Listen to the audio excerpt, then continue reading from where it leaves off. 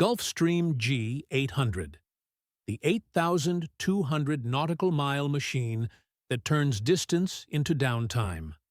What if I told you the most valuable feature on the G800 isn't the range number that breaks maps, or the Mach figure that breaks ice at cocktail parties, but a design decision that makes a 14-hour leg feel shorter in your bones? Hold that thought. By the end, I'll reveal the quiet change that transforms this jet from a spec sheet champion into a time zone tamer you can live with week after week. Origin story. Gulfstream built the G800 for one mission: erase the word elsewhere. It's their ultra-long-range flagship, pairing the Rolls-Royce Pearl 700S with a clean wing and next-gen winglets, then layering on the Symmetry Flight Deck and a cabin that reads like a calm, modern residence at FL 510. The headline figures are simple enough: 8,200 nautical miles at Mach 0.85 or 7,000 at Mach 0.90 with an MMO of Mach 0.935. But the personality is more interesting. This is not a stretched vanity play. It's essentially G700 performance tech with a right-sized G650 class cabin that privileges efficiency without compromising presence. The vibe when you step in is serene and ready, not fragile and fussy. And that difference matters when your Tuesdays are transoceanic. Certification in both the US and Europe closed the loop on promises and opened the door to real trips. That part is important for your audience. We're not talking about brochure theory. We're talking about a machine that has cleared the regulators and started showing up on real ramps, with operators building schedules around non-stop city pairs that used to require a fuel stop and a sense of humor. Cabin experience, human-scale quiet at global scale. If you love numbers, here they are in the background, working for you. 6 feet 3 of finished cabin height, 8 feet 2 of width, a finished cabin length just under 47 feet, and a generous 2,138 cubic feet of cabin volume. The cross-section is Gulfstream Classic, oval, light-hungry, and the windows are the brand's calling card: 16 panoramic ovals that make even a high-latitude winter afternoon feel generous. The cabin altitude stays at a best-in-class 2,840 feet while cruising at 41,000 feet, and the air is 100% fresh, renewed every 2 to 3 minutes, with plasma ionization scrubbing as a baseline, not an option. Lighting shifts with circadian logic, so you land with a face that says meeting, not red eye. Configurable living areas, 3 or 4, serve different styles of travel. In 3-zone form with a dedicated crew compartment, you can seat up to 15 and sleep 7 without turning the aisle into a slalom course. In 4-zone form, you can go up to 19 seats while keeping traffic honest. Galley forward, vacuum lavs fore and aft, and a baggage compartment that's properly sized at 195 cubic feet, so you stop playing Tetris with hard cases. The soft touch is the noise floor. Upholstery, carpet, and structure team up, so the cabin persuades everyone to talk like they're in a living room, not a machine. Here's my favorite cabin tell. Walk in after a long sector, and there's no single wow trying to earn its keep. The luxury lands as a mood, temperature you don't think about, light that flatters without the showroom glare, and air that feels like it belongs outdoors. If you're an owner, that's what makes guests forget how long they've been seated. If you're a charter client, that's what separates an expensive flight from a restorative one. Flight deck and safety, symmetry, CVS, and the confidence dividend. Up front, the Symmetry Flight Deck is doing quiet work on fatigue and dispatch. Active control sidesticks give pilots tactile awareness of each other's inputs. 10 touchscreen displays cut head-down hunt time, and phase-of-flight intelligence declutters the workflow when it counts. The dual head-up displays can merge enhanced flight vision, real infrared camera, with synthetic vision database terrain into a unified combined vision system picture. Translation for passengers. More airports on more nights in more weather, with less drama and fewer diversions. That's not just a pilot toy, it's a schedule saver. Predictive landing performance analytics live in the background, like a helpful ghost, flagging runway overrun risk before it turns into a TED Talk on the evening news.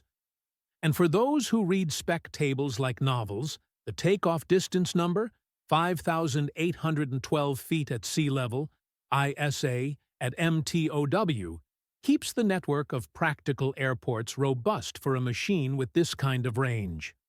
Performance and range, numbers you can feel. The elevator pitch is easy. 8,200 nautical miles at long-range cruise, or 7,000 at high-speed cruise. Top operational Mach of 0.935. Initial cruise altitude at 41,000 feet, with a ceiling at 51,000. The way it feels is what sells you. At Mach 0.90, the G800 turns an overnight across the top of the world into something that respects circadian math. The Pearl 700s, each rated at 18,250 pounds of thrust, run in a sweet spot where the tone in the cabin is more soft chorus than engine solo. Step climbs arrive early. The ride aloft is above much of the weather, and the wing's clean behavior means you don't get punished for choosing the faster schedule. If you're doing the Great Circle Dance between LA and Singapore, New York and Johannesburg, or Dallas and Sydney with smart winds, the G800 converts those outlines from "we'll see" to "block it." At that scale, the range number isn't bragging. It's a way to keep your week from being rearranged by a fuel stop you didn't want. The real luxury is predictability. Specifications translated into life. Down in the numbers, the airplane carries a maximum takeoff weight of 105,600 pounds, with fuel capacity around 49,400 pounds, and a payload story that still lets you bring people and bags without turning the manifest into a Sudoku puzzle. Baggage at 195 cubic feet keeps skis, cases, and "we might need this gear" inside without stress. The window count, 8 per side, does more than sell the view. It reduces that tube feeling many cabins get after 6 hours.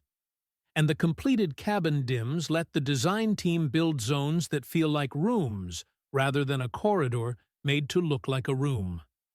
You feel all of that on hour 9, when the flight still feels like a plan, not a test. Money talk, without the theater.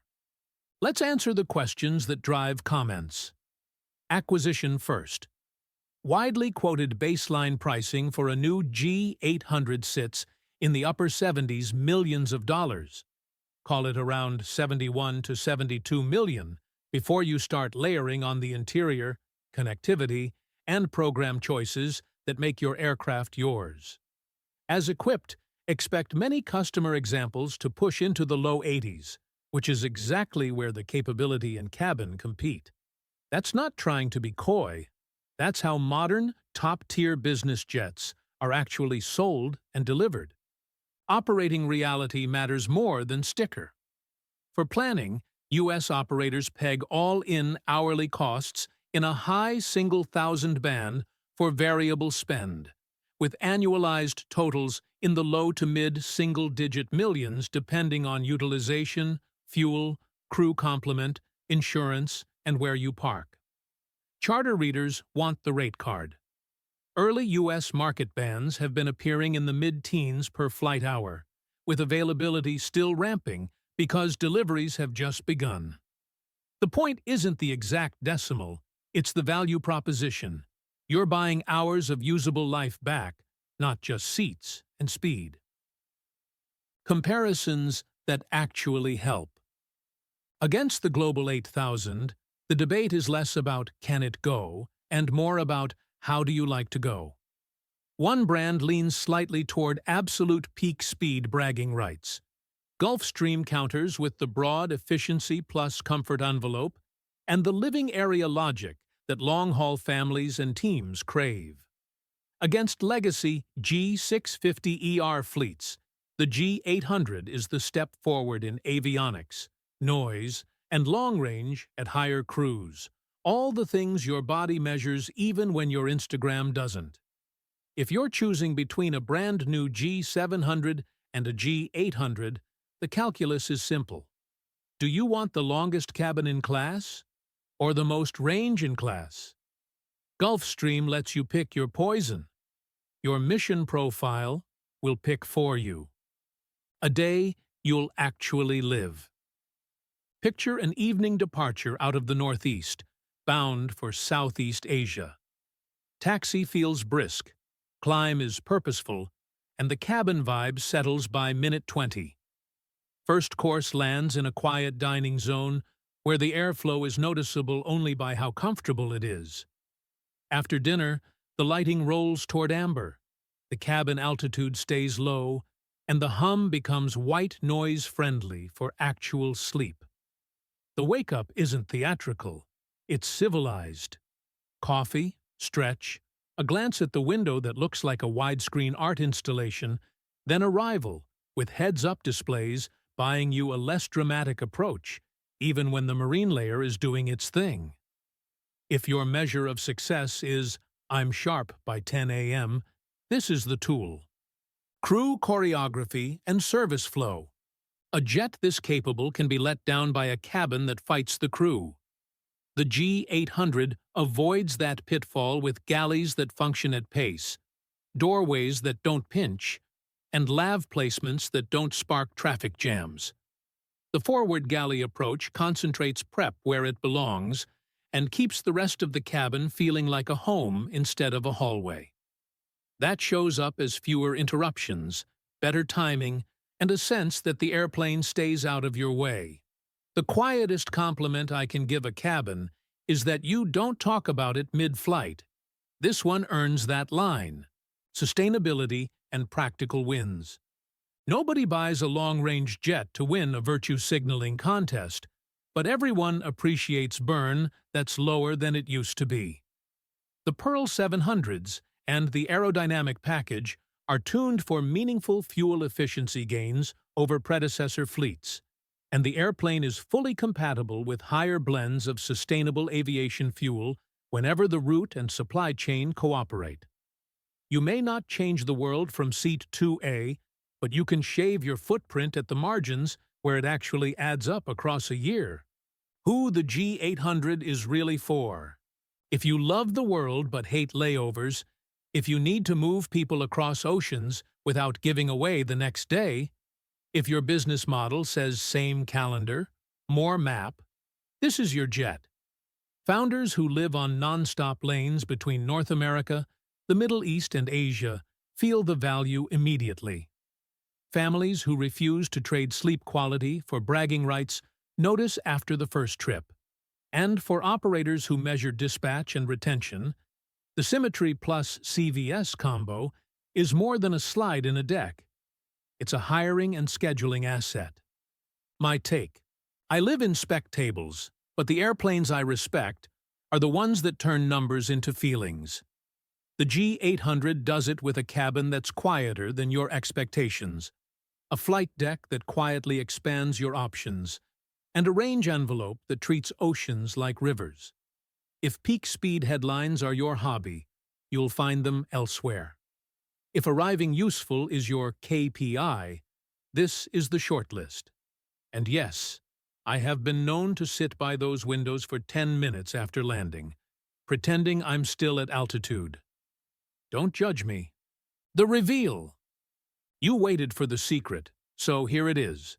The decisive luxury on the G800 isn't the extra 500 miles over the last airplane you flew, or even the 10th of a Mach number. It's the noise and pressure strategy that lowers your body's workload. The way Gulfstream combines a low cabin altitude, structural and acoustic damping, airflow tuning, and a relentlessly quiet interior to make your brain believe the flight was shorter than the clock says. That's why dinners feel normal, meetings feel possible, and arrivals feel like beginnings, not recoveries. It's the thing you can't photograph. And the reason people who know these jets keep a soft spot for this one. If this deep dive gave you a clearer picture of what range actually buys in real life, hit subscribe so YouTube brings you our next premiere. Want the yard notes and early cut tours? Tap Join. If this saved you hours of research, a super thanks powers the next investigation, and I'll feature the sharpest supporter comment on screen next week. Your turn. If you could choose only one, would you take 8,200 nautical miles at Mach 0.85 or 7,000 nautical miles at Mach 0.90? Tell me why. Best take gets highlighted.